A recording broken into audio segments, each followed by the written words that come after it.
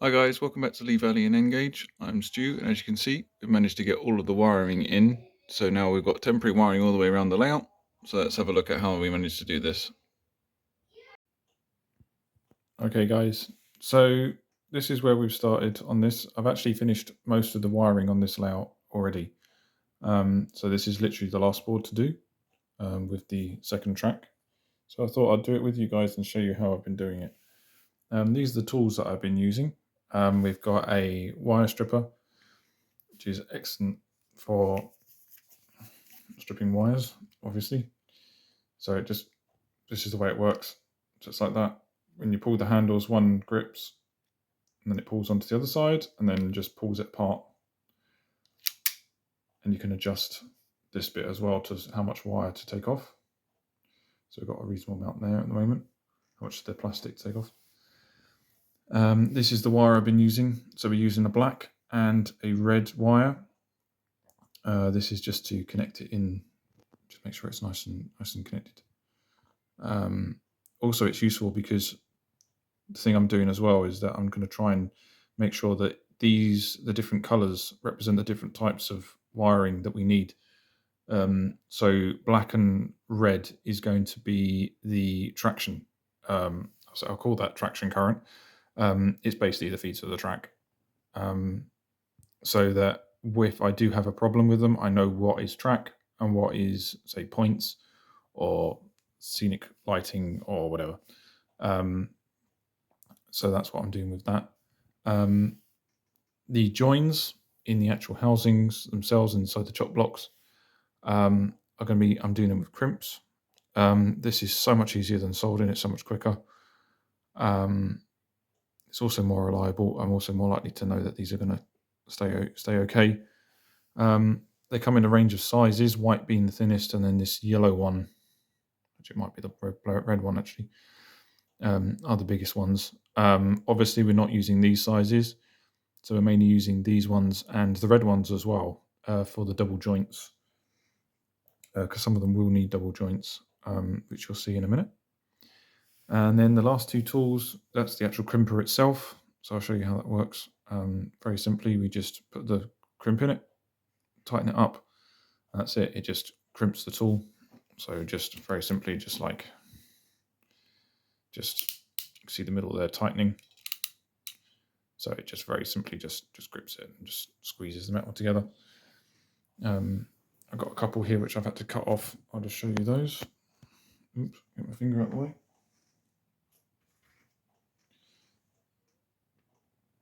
So let's see if that grips it. So you can see there's a few metal sections there which have been dented, as opposed to a fresh one, which is, if that zooms in, yeah, there you go, completely smooth. So that's how it works. Just grips it. As you can see, there's a bit of wire in there still, which I had to cut off because I did it wrong. But yeah, it's pretty strong, and it's gonna be okay for moving around and stuff. So it's pretty good. Yeah, so that's what we're going to do with that. We've got so basically what we've got with this is we have the track feeds are here, so that's them sticking out through the bottom of the board. There's another set here. The yellow wires you can see here, these are the joiners. That's the joiner. So we've got a male and female joiner.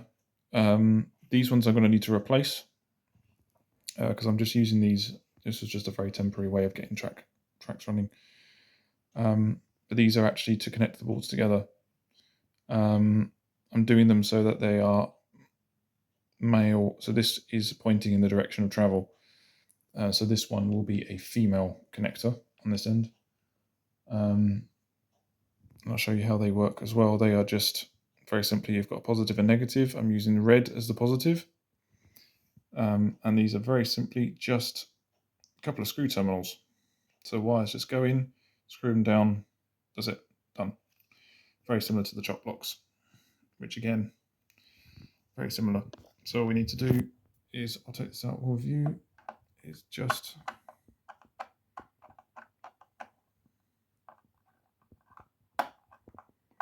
if the screwdriver actually wants to stick in.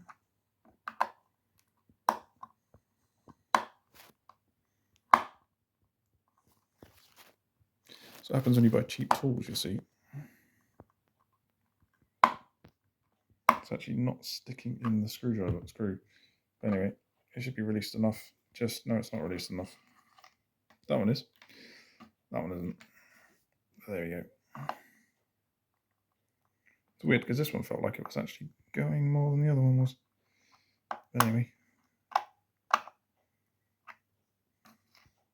So there we go. Just very simply in and out. And that's it. It's all ready to go. So these wires are going to be used for the actual temporary connections for the controller, which will be done fairly soon. I'm going to have some other cable ties. We're going to do that. We're going to put them in once the other line is in. So yeah, let's have a go at doing this. So what I thought I'd do, just to show you very quickly, is how I'm doing these tracks. So here we go, stripping this wire. Let's get that off. So these are going to be for the track feeds. So this is actually the connector we're going to use for the track. So what I'm going to do now is I'm just going to check how long this one is. I think I can make this just a little bit shorter. Yeah, it should be fine. So I'm just going to make it a little bit shorter to there.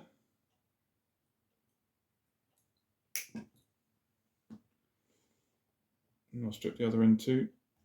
Let's put bits of rubbish over here.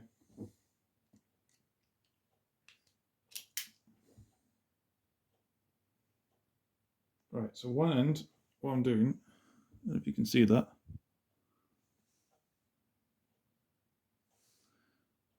So yeah, one end is just, you can see that's stripped there now. So what I'm going to do is I'm just going to twist it. And let's just make sure that all of the wire is nicely joined together so we don't have an issue with it. So that's this end, okay. So then this is the joiner, the actual track voltage joiner. I'm just going to unscrew both of them so we've got them ready. Just going to pick an end. So we're going to use this as the main end. So as you can see, there's a plus here.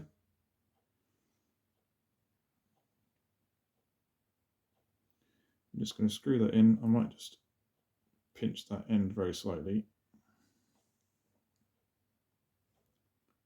Just twist it round again just to make sure it's nice and safe in there. And once it's in, I'm just going to screw it in, which obviously it then decides to fall out. Couldn't make it out really, could you? So make sure it stays in there this time. There we go. Nicely done. Let's just check if that's the same length. It's not, so I have to cut another piece of black wire. Okay, so we'll just quickly do that.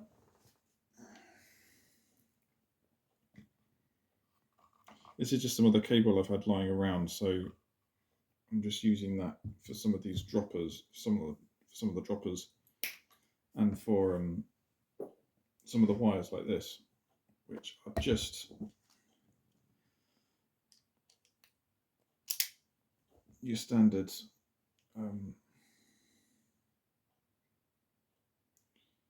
wires just to get for the track voltage.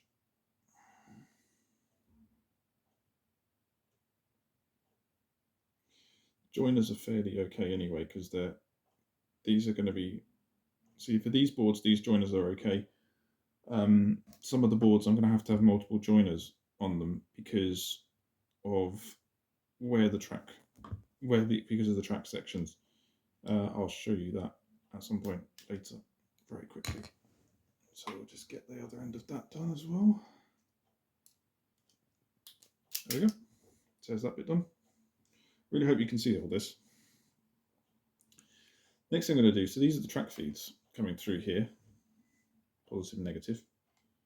What I'm just going to do is I'm just going to check their length according to here. Just give it to there to give it a bit of extra length, because we're going to have to join these together with the connector, the board connector. Just the way that the feeds have come through on this, about there, I think. So there we go. So what I'm going to do with these is, again, just strip them. Sorry, I'm going to have to do this away from the camera, but there we go.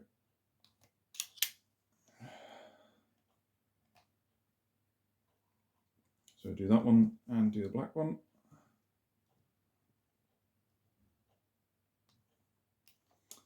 Oh, and this one's deciding it's not going to stay, isn't it? Do you find it sometimes there's one of the wires, for some reason, they just, there's occasionally it slips out of one of the sides, but because the angle I'm holding it, it doesn't want to properly strip it. Let's try it again. Okay, it's got it this time. That's good. Right, so what we're going to do now is we're just going to wire this screw. We're just going to do the same twisting method.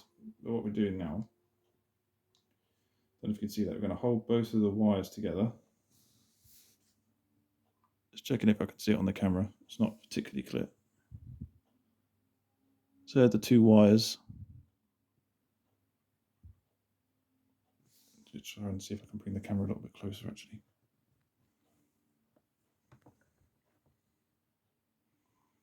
Hang on a sec, guys. Okay, I just brought the camera in a little bit closer. Hopefully you can, it'd be better for you guys to see that. So you can see the two wires there now. All you do is just get the red bits together and then, very, very simply, just twist together.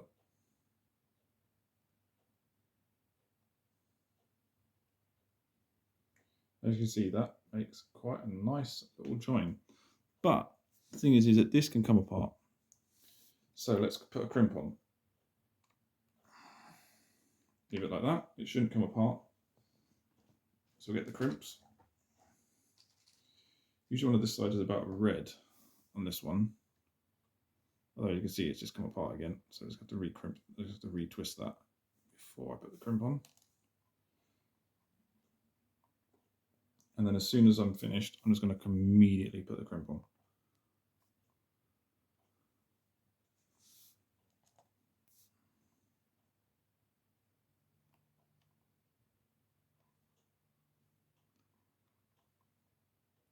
There we go.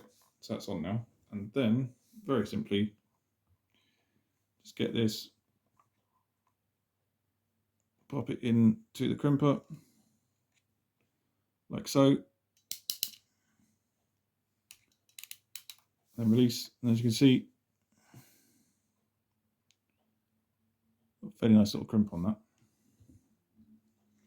And then all it does then is just, very simply, just to put it in.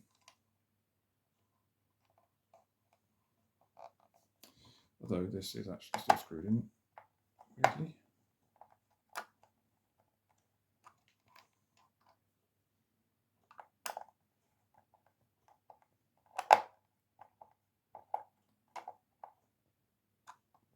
There we go, that's that one done. So let's do the black one very quickly, and then we'll get on to the rest of the main run of wires.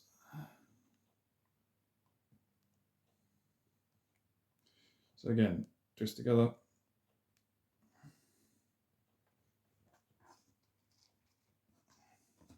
And crimp.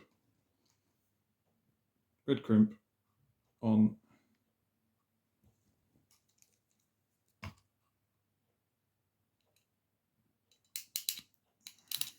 That's it.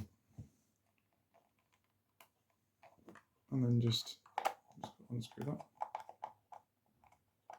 That's a bit turn it the right way.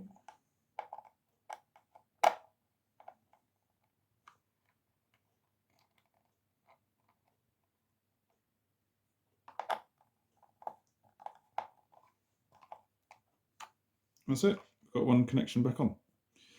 So then when we've got the when it's been stored, all I'm going to do is just pop it together like that for storage. But this is how they work with the track voltage anyway. So the neighbouring board has a similar one like this, and we just connect it up like that. So let's carry on now, and we'll finish up all of this. Let's put that on time lapse, and then we'll do that. We've got a similar thing we've got to do at this end, at the other end, but with these wires. So yeah, that'll be ready to go. So let's get that going.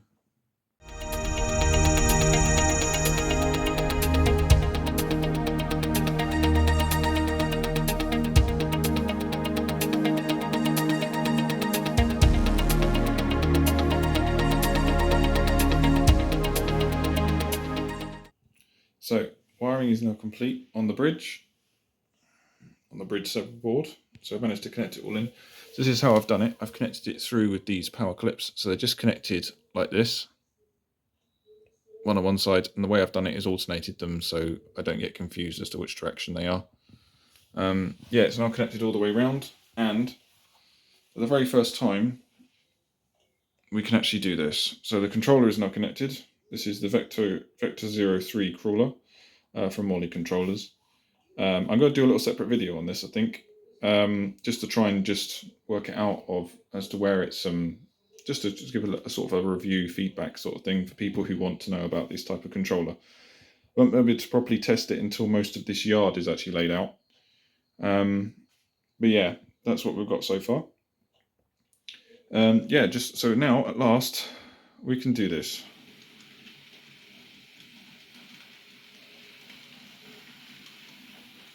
If the other one wants to obey. We can actually have 2 trains running around the layout. Okay, let's put that down to a bit more prototypical speed really, but that one, I don't think it'd be propelling it that far. But anyway, we have 2 trains running around the layout.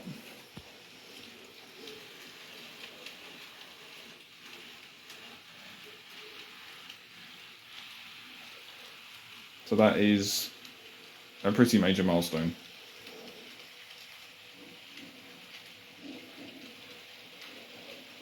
What the driver of that B17 would be thinking right now, I have no idea. A couple of issues I've noticed. So the outside line where the 08 is propelling those 6 coaches, let's just hit the platform. That was there, so we're going to switch that one off. There's a couple of issues that I have noticed on this. Biggest one is actually around here. So there seems to be a lift on the track here. So I might try and raise this section a little bit. I mean, look, if you look here, you can actually see it. I've also found there's a couple of rail joints that are misaligned. This one, there's another one at the other end. So if you watch the train as it comes along now, watch the cattle wagon mainly. It's quite a lurch there. So this somehow needs to be relayed. Really not want to do that because I'm worried I'm going to damage the point if I try and lift it. So that's not fun. And just where it's crossing over now, there's a cattle wagon lurch again there. There's another one here that just needs to be relayed exactly the same. I don't think the joiner has properly gone into the rails. So these are going to have to be redone, which is really annoying. But there we go. So that's what happens. Apart from that, the next thing I need to do is start working out a proper distance between this and the platform here. And then we can start working out, again, that same distance we measured from the platform away, and then I can start building the back platform, which is the next section of track to lay. So that'd be pretty good. I've got all the track connectors there. Well, I haven't got all of them. I'm going to need more done up, either by soldering them or yeah, by something like that. So we're going to need to get all that done before we start doing the next bit. So yeah, thanks a lot for watching this little clip of this video, a little bit of the updates of what's going on. Hopefully a bit more progress this time as the B17 comes round again. Just watch this go past.